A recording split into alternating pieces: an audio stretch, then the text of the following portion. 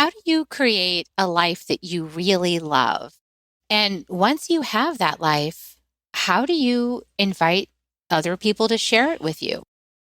It's kind of like that metaphor that many of us light workers feel that we're climbing that mountain and we get to the top and we feel wonderful. And then how do you invite the people you're meant to serve? Do you have to climb all the way back down the mountain to meet them where they are? And well, Haden Starbuck says, no, man, come join me on my mountain and experience the fun that I've created for myself. Join us to find out more. Soul Nectar Show, the Soul Nectar Show. You're invited, delighted to discover who you are. Anything is possible if you believe. So join us on this beautiful journey. Soul Nectar Show, Soul Nectar Show. Before we start this episode, I, Carrie Hummingbird, and I, Akeem Sami, want you to know that you are invited. You're invited to join Soul Nectar Tribe. If you like what you hear on Soul Nectar Show, you will love being in person with us in Soul Nectar Tribe. We invite you to check it out. First 30 days is free. Right now, go to carriehummingbird.com, KERRI, hummingbird.com/membership and sign up. We'll see you at our next tribe gathering. And now, on to the show. Hello and welcome to another episode of Soul Nectar Show, that show where we talk about all things essence, where we gather around the campfire together and we share our stories of connection to that which is bigger than us, to the great mystery beyond the veil, to those synchronistic moments that lead us along a trail of breadcrumbs to discover who we are and what we came here to be, do, have, experience as divine beings in human bodies. I'm your host, Carrie Hummingbird, and I love these conversations week after week to come on here and meet with amazing individuals around the planet who have stumbled upon many of the same lessons I've experienced in my own life. It's just kind of amazing to me sometimes how in these conversations, it's so clear we're all experiencing some similar thing, maybe just in a slightly different way, a nuance that's making it uniquely ours. But we always have these similar paths that we walk with slight differences. And then we have some commonality and some stories to share. So I love these conversations. And today we're going to talk about curiosity and creative play and how are you interacting with Earth? How are you getting grounded and how are you being connected? And today we have on the show Haden Starbuck. Welcome, Haden. Thank you. Pleasure to be here. I'm so glad you're here. So let me tell you a little bit about Haden. Haden has earned her living as a creatrix for the last 25 years. Her biggest achievement is creating a life that she loves. And that is the biggest achievement that any one of us can hope for. She lives and breathes creativity, be it dog raising conversations, her work, or the stories she tells about herself. Her number one personal goal to have fun. So I was actually on the Creatrix Podcast, and you guys can check that out. We'll put a link somewhere below. And I look forward to sharing all of her links with you. So much yumminess. If you guys want to be creative, this is your person. So I was a professional artist for a hot minute, or trying to be one. So I totally adore and appreciate creativity and just the way that it can actually open up that channel for spirit so that we sense the greater somethingness beyond the physical form.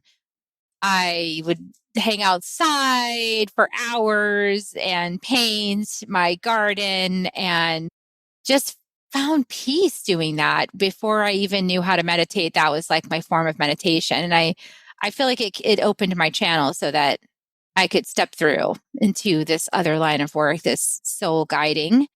So what about you, Haden? How has creativity shown up in your life? I know this is what you do today. Tell us a little story about you and how you came to be the way you are. Holy God, a little story. Pick a thread. That's a challenge. Yeah, I only child, grew up, spent a lot of time alone out in nature. And I think when you have that upbringing, you're naturally, I mean, they have imaginations. Kids are just creative. That's what they are. And so I've managed, huh, there's some sidetracks and distractions and whatnot. I managed to keep the energy of that alive in my life. So when I'm alone, which is often, when I'm out in nature, which is often, I'm still that kid who's going and exploring and seeing the wonder of the world and playing with it. It's my happy place. Yeah, I feel you.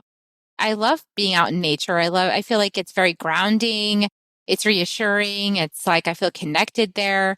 And it was actually, I had this moment where, because I spent so much time in nature and by myself, like you're talking about being creative and being out in nature, that I had this moment of realization that I needed to come down off the mountain and go mingle. I don't know if you ever had that feeling, but it's like, oh, that's time to go I'm actually immerse. kind of doing something a little different now. I've got the mountain and I'm creating some energy around it, and then I'm going to invite people to the mountain. I think that's going to be how my next stage is going to go. Nice. It's a mess out there right now. So coming down off the mountain and going into that, all my energy will kind of scatter. So I think it's better if I stay where I am, stay focused, and then invite people into my universe. Yeah, being the mountain, because you're right, it does take a lot of energy to be in a non-mountainous space, so to speak. I mean, using the mountain as a metaphor for higher consciousness, for example, more groundedness, more heart openness, right? I mean, it is hard to go into spaces where people are not operating that way. Which is a lot of spaces out there. There's a lot of spaces. So how do you help open people up to that? I mean, obviously people have to be willing. What have you realized? Because a lot of people on the podcast here, we're some form of light worker, or like we feel to be in service and things like that. And so these are the questions we roll around in our minds. Like, how do we invite people to this conversation? How can we open doors in ways that they will engage and participate? For me, it just keeps coming back to what brought you joy as a child, because you're still that person. And the things that brought you joy, I'm, assuming there's something simple and not, I had to go to Disneyland every third Wednesday or something. Those simple things are still so powerful. And that's going to be what connects you to you and connects you to your playful, excited, expanded, inspired self. So for us, it was nature and hanging out by ourselves. Dog in tow in my case. But I just want to say really quickly, I just went and got petrol at the station, and I came out of the store behind a woman, and there were two doors, and the first door she tried didn't open. So she went to the second one, and she said, just totally off the cuff, she said that something like that always happens to me, or of course that's her choosing the wrong door. And all I could think, and I wasn't fast enough to say it out loud to her and if she'd be receptive, but the stories we tell ourselves are so important. I mean, if she always thinks that she chooses the wrong door, she's probably always going to choose the wrong door. So listen to yourself. What are you saying? Yeah, it's like the power. Going, but it's actually, I'm very aware of the power of our word. I've hoisted myself up in the past quite often by the stories that I told up until now. And so now I'm a little bit more cautious about how I talk about things. I'm more thoughtful with what words I use and more mindful. And some things we say so unconsciously sometimes we don't even realize the impact that we have on ourselves by speaking that into being and then having things unfold in that way, which reinforces the story that we just told. So then we could say, well, but it always happens. So it's true. Well, kind of, only if you keep saying it and doing it. Yeah. And then ultimately, you are the creator of your life, right? You bring in the people and you create the scripts and whatever. And so you got to be kind of conscious to make sure you're creating a life you like that supports who you want to be, So what were some of your realizations on becoming a creatrix? How did you start to realize that you were tripping yourself up by your own stories? Oh, I'm still tripping myself up by those stories. I am by no means. Who's not? Yeah, I'm not. Somebody who's claiming not to. We're still circling the bottom of that mountain. We can see the distance, but Yeah, the meditation really helped as far as just getting to that place in your mind where you're like, oh, okay, I'm aware of the stuff I'm telling myself, but I've always just kind of followed the fun. And so if I'm having thoughts that are not fun or are keeping me from experiencing things as fun or in the moment or being flexible, then I know that I got to check in with myself and just it's not working. For instance, when you're working on art, if you hit a block, if you hit a big wall, there's ways around that. There's ways to kind of shift your perspective or try another color, stand on your head, something, and step back 5 feet, see what it looks like from back there. Always, I take breaks constantly because it helps just to have that little distance, that little space. And that goes for everything, artwork, anything. So it's just so important to just be aware. Change your perspective, change your view. Yes. Move around, see it from a different angle. Yeah. So I love that you live on a property that has, how many acres do you have? I have a small piece. It's 2.5 acres, which is a city block in my town. And you're building pathways on it? That's your new project? Yeah, I slowly but surely, I've always been a walker, and slowly but surely all the land or much of the land around me, it's like civilization's moving in closer and closer. So I'm creating this little sanctuary for myself. It's kind of a free form labyrinth. I thought a labyrinth was too much work. So I'm taking like the little bunny trails and expanding them and the deer trails and expanding them for human walking. And I just go out there, my dog, my goat, and I, and walk trails. And right now I'm thinking about, a friend's got a weeping birch. I'm thinking about making a humongous dream catcher because my mom used to make dream catchers out of weeping birch. So it's just a place to do something creative and to connect with the earth. And I don't know, I feel like I'm co-creating at the moment with my property and the trees that live on it. And it's the nature spirits. Yeah. Yes. Absolutely. Yeah, I think we've lost touch with, many people have lost touch with the nature spirits, or the idea that the earth is something more than a floor, that's something more than a harvest of materials to make something. But it's actually a living conscious being, and all these trees that get cut down so we can build things, those are all living beings too.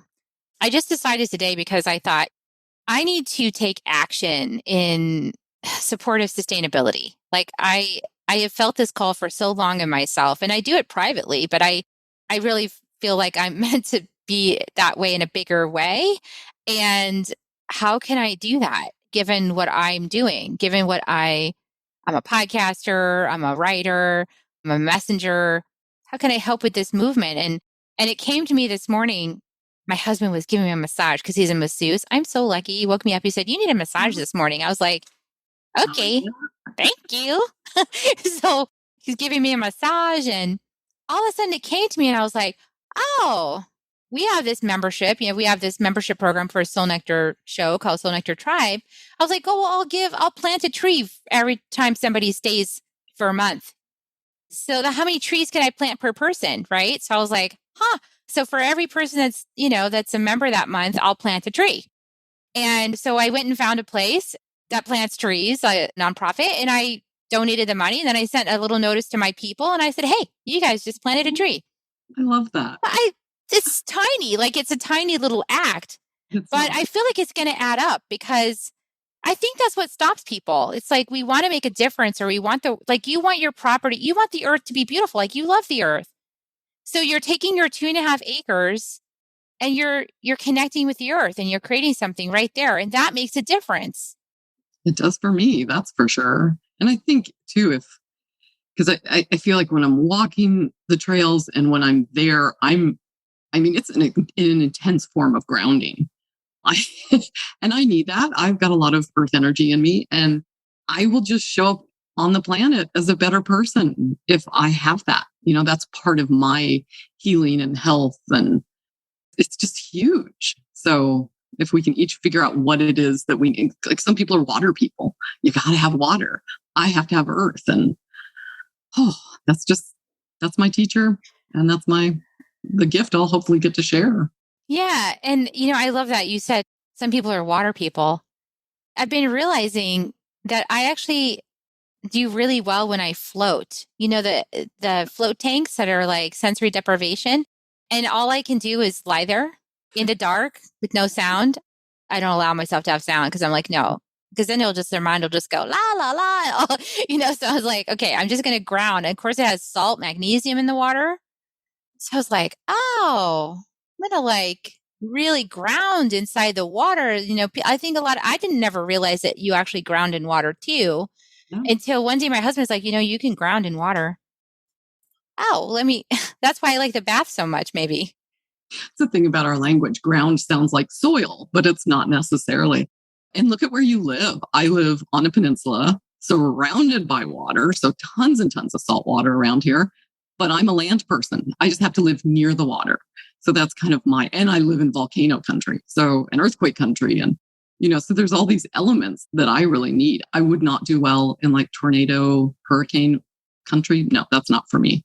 Or the desert. It's too dry. So we each have our little kind of that almost like a balancing the external environment, balancing with our internal, and kind of make sure you live in the right place. How did you know that this was the place for you? Did you grow up there? I didn't. I grew up south of here, but we did a lot of road trips and backpacking and whatnot when I was a kid.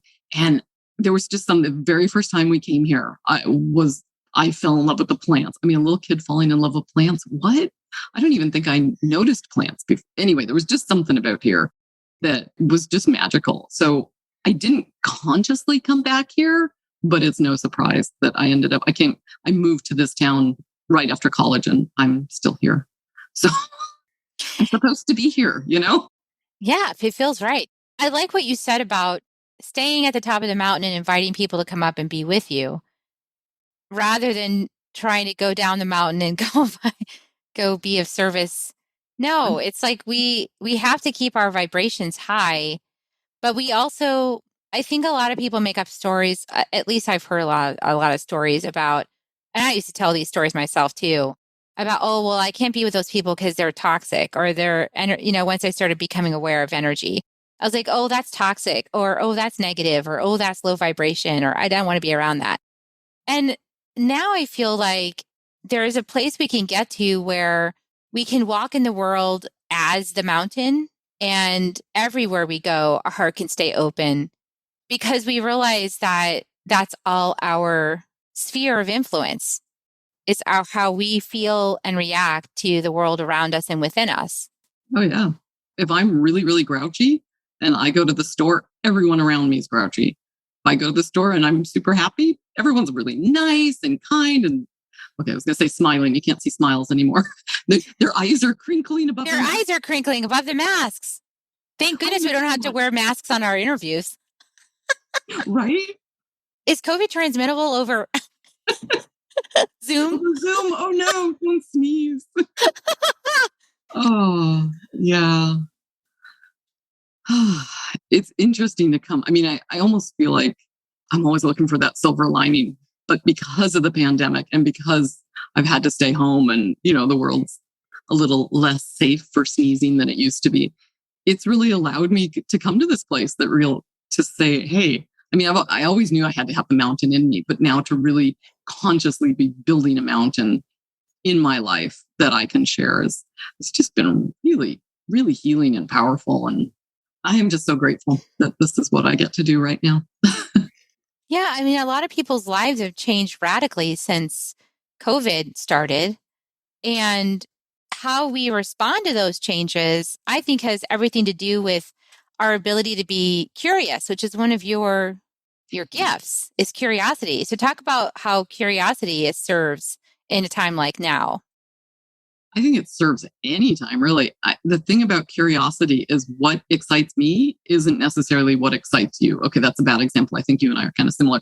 But probably very similar. Jane, go down the street. Oh, sorry. Okay, hey, this is a good thing to tell you. I have my alarm set so that at 3:00 every day, I'm documenting what I'm doing with my life. So I'm now about to take a photo of Carrie and I on Zoom.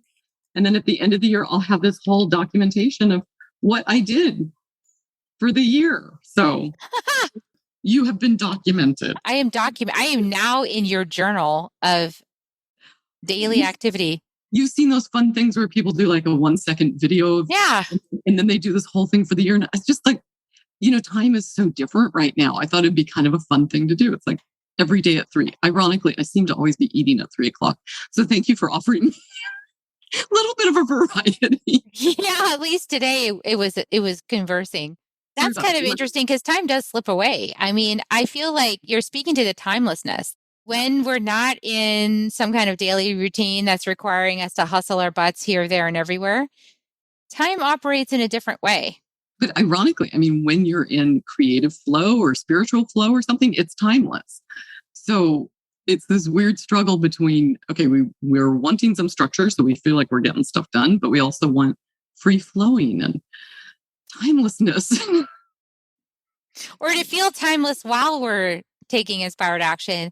I've been playing with this too. How can I be stillness in motion? I mean, this is actually the medicine of hummingbird, is being stillness in motion. And so when I was given the spirit name, I was like, okay, so stillness in motion.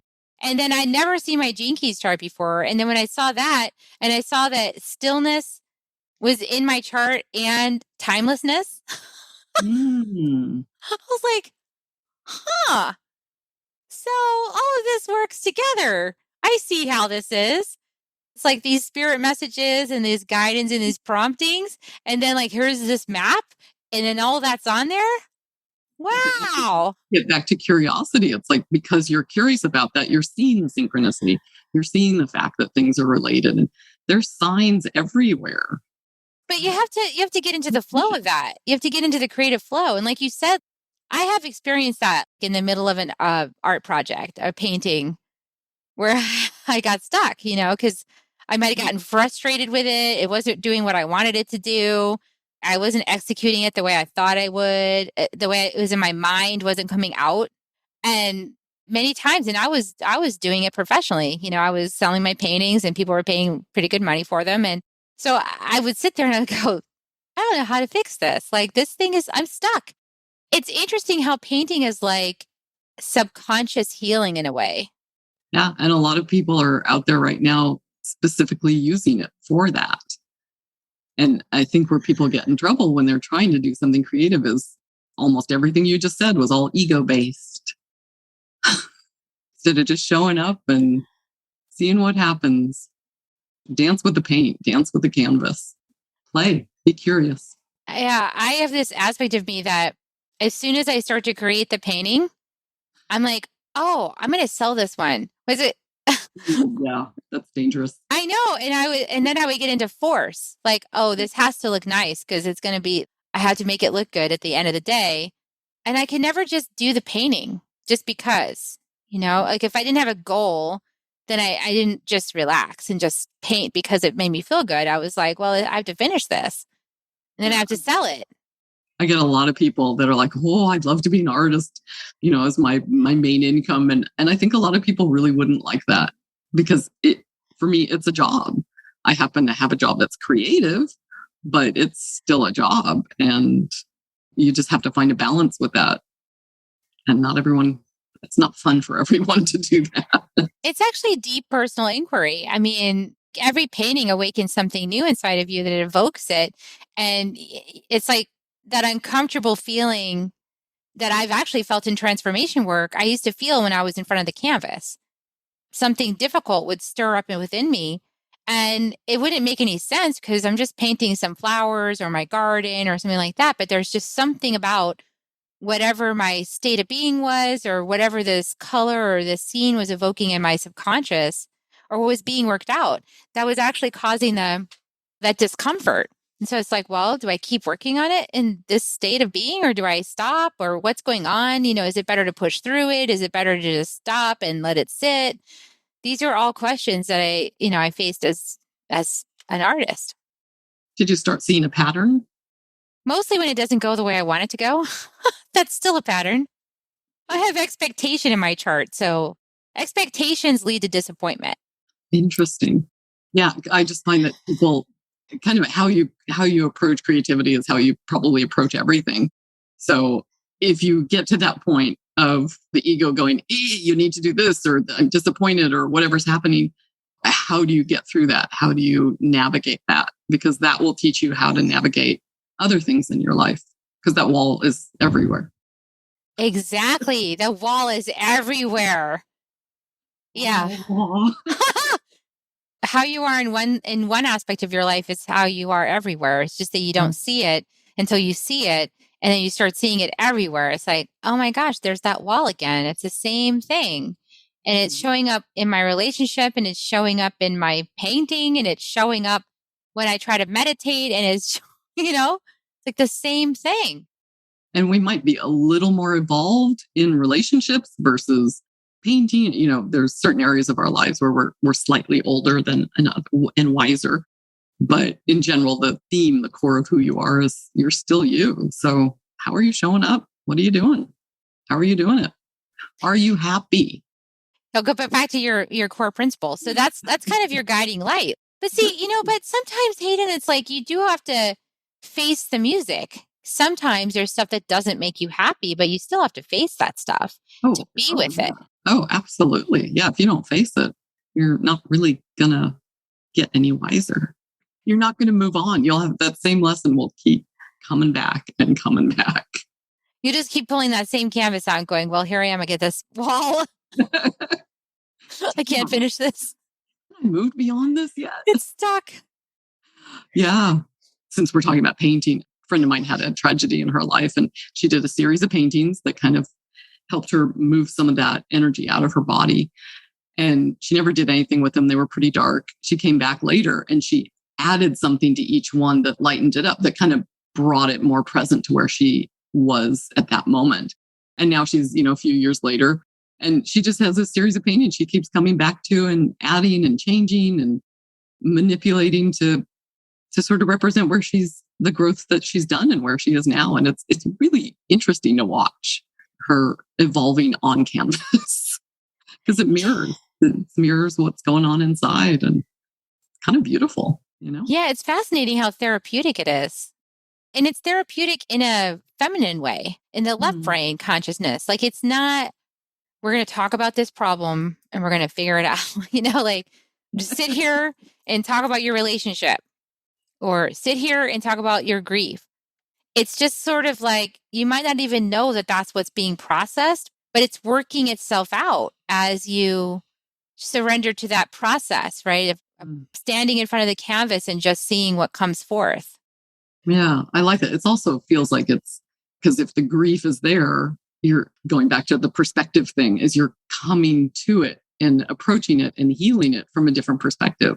So if you just sat down and talked about it versus if you paint about it, you might end up healing the same thing and going in the same place and whatever. But wow, it's way more fun to paint. Yeah, it's less drudgery. And maybe some of us are just painters and some are talkers. Or you can combine the two, you can just put them together. Do both. For my friend too, because these paintings are so personal and she kind of doesn't want to have to tell her story to the public, whatever. Not that they're super graphic, but I kind of feel like that if she did share them, if she did do a show, I think she'd help other people who don't have a way to express what they're feeling. They haven't found the voice to say that. And, obviously it's up to her if I also suggested maybe she burns them. It's like, just transform that energy, move on. Yeah, there's that too. That aspect of creativity is also destruction. So creativity is not just about creating new things. It's also about being willing to destroy things and have the energy recycled. Yeah. Well, they're not separate. It's not black and white. Everything's a circle. Everything's connected. And that could be part of what's going on here, because you're talking about being really connected to nature, and nature has cycles. And when you're really tapped into nature, you're tapped into the fact that there's cycles. Like there's a full moon, and then there's no moon, and then there's a new moon, and then there's a full moon. And then it's like things are always, the ocean comes in, the ocean goes out. There's always a cycle. And it's when we hold on. It's when we hold on past the expiration date because we're so afraid of letting it go. Or you expect a result before it's come to fruition. And that's me. Like, I thought You were going to give me what I wanted when I wanted it. What are you doing? How come you're not giving me what I want when I wanted it? What's the matter? What did I do wrong? Oh, I did something wrong. Like all these voices in our heads. I mean, I know I'm not the only one, people. You are Please. not the only one. I'm not the only one. So how do we deal with this? I mean, so you're suggesting that art is a good way of grappling with these things, but in a fun way. I think it's fun. Obviously, you're going to run into yourself wherever you go. So you'll have to play with that at some point. Being an only child and having just grown up, I think my parents gave me a journal first thing. It's like, here's a journal, here's a camera. Just deal with it. Go do whatever you need to do. So I've always sort of processed life through those things. And I find it really helpful. I kind of wish I'd done more drawing and painting. I'm not as comfortable with that as I would like to be. But yeah, I just observing the world, and it's just my way of processing. I think we all have different ways of processing. Yeah, catching these interesting moments. And I feel like artwork also expresses how you feel about yourself too. Or about anything. Yeah, for sure. Yeah, it comes out. I remember sitting in, because I took a lot of art classes in college. I didn't have a degree in it, but I took as many classes as I could. My dad was like, you're going to have computer science. And art. You need to be, and I had English as my major. And he's like, yeah, you need to have something practical so you can get a job. So he was not a fan of me being like all liberal arts, So I squeezed in as many creativity classes as I could. And when I was taking them, I was like insecure, I noticed about my drawing, and I would compare. I'd be doing my like nude figure, like the person's in the middle of the room and we're all like circled up around the nude person. And then we get to like draw from our perspective. And I was like trying to get the proportions right and figure out how to make it look. And like some other person was extremely good at realism. And I was like, I suck at realism. Like I cannot draw something that looks real. And I kept trying and I was like, I can't do this. So mine was much more fluid and emotional and like it would all just come out this other way. And that's like how I am. I am so not 3D. This is not my thing. I float around. I'm like in this other more fluid spirit space. And everything is sort of like that in my whole life. I remember one class we had, it was kind of, I think, a general sculpture class. So he was exposing us to as much as we could.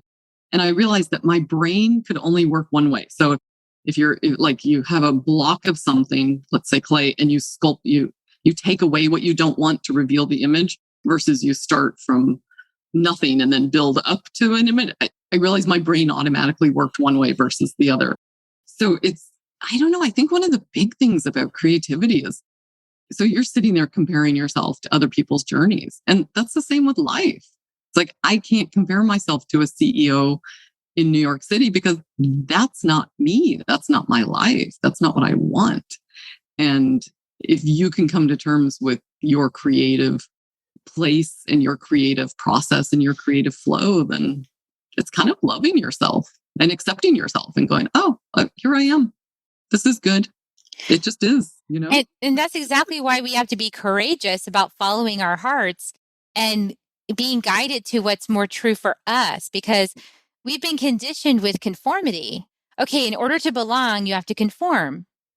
And I'm really an advocate of switching that model to be yourself and belong as you are.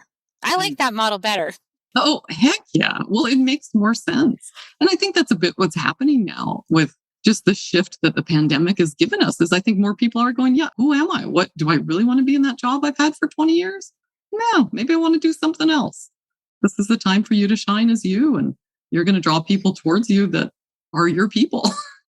Yeah. And I think art teaches us so many lessons, like all the ones I've mentioned. I learned so many lessons from doing my art and learning how to follow my own path, and this is me. You either love it or you don't. And that's the other thing is like, do you love it or you don't? Well, that's none of my business. Yeah. Oh, other people loving your work. Yeah. It's none of my business. If you listen, awesome. If you don't, awesome. Yeah. Whatever. No. Your process. Love your life for sure. But getting to that place of confidence inside of me, that's been a journey because I used to really care about everybody liking my stuff. I was so upset if they didn't just love it and buy it up and be like, oh my gosh, you're like the best artist ever, Carrie Hummingbird. Like I would be so upset if they didn't like it and they passed me by. I'd be sitting at art shows. I sat there my first art show and I was like crying because nobody was buying any of my art and I was so sad. And the next person was making so much money. And I was like, they don't like my art. It's not any good. And I was like, this is beautiful. If I was going back to me now, that younger me, I would be like, it's just so silly. Who cares? Well, and two, it's like, who's the audience? Maybe you're not at the right art show. Just because it's a good art show for the person next to you, your people might be 2 towns over. And not every single person is going to like your work.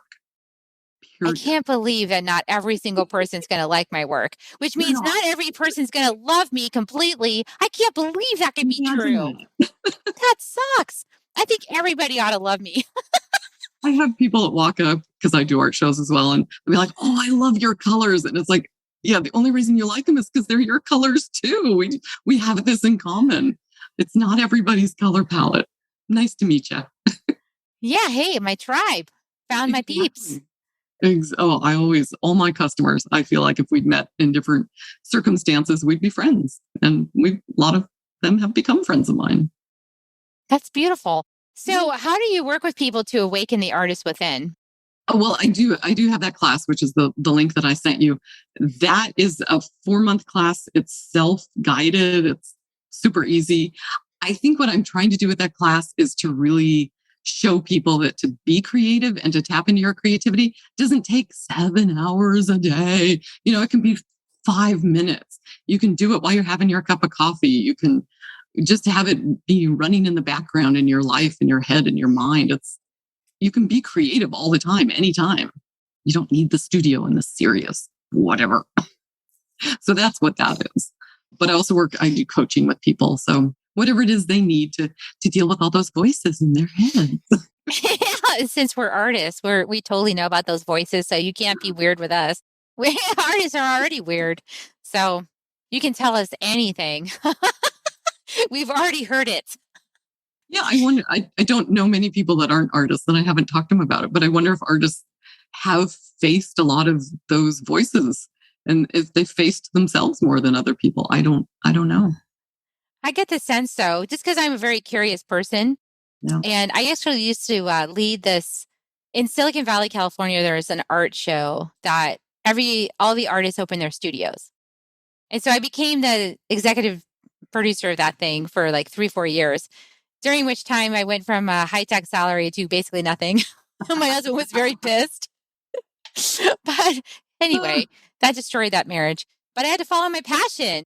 I was leading these artists and I would hear from them all the time. I would hear all their stories and I would just see their lives and I would see what they were going through and what they would do for their art.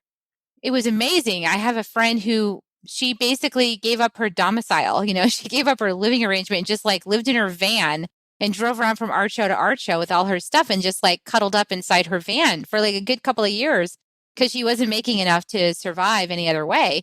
And she refused to go back to corporate. So she's like, this is is a declaration, like I am an artist and I will keep at this until it's successful.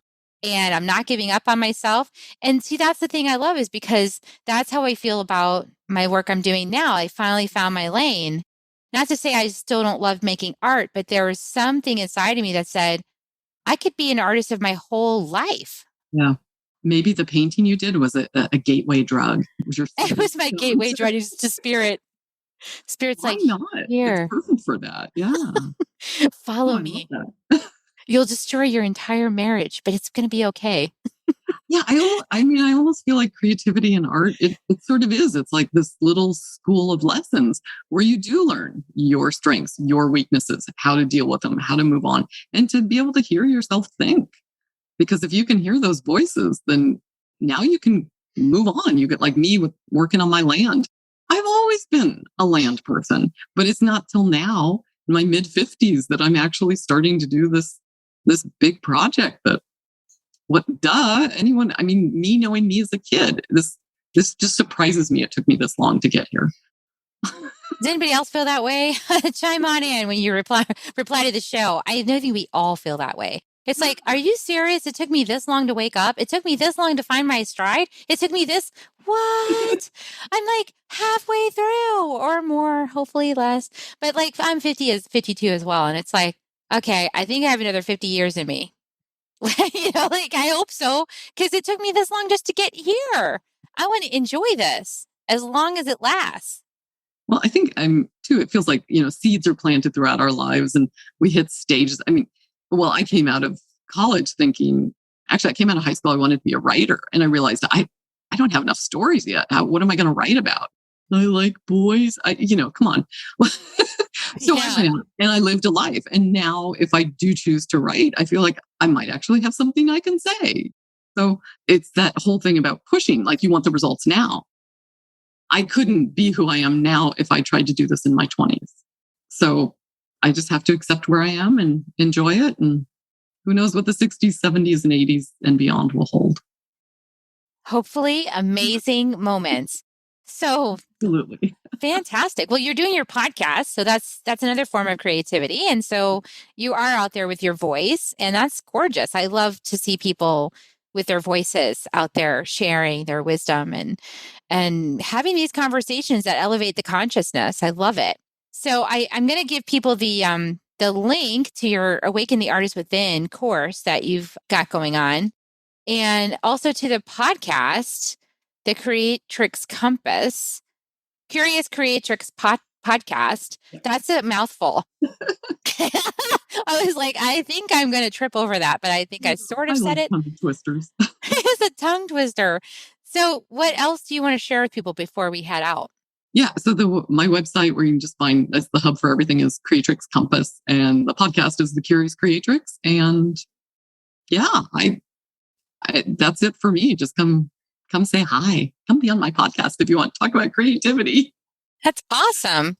Everybody's got a story, and it's fascinating what goes on inside of them. So I love that. It's so simple, very simple.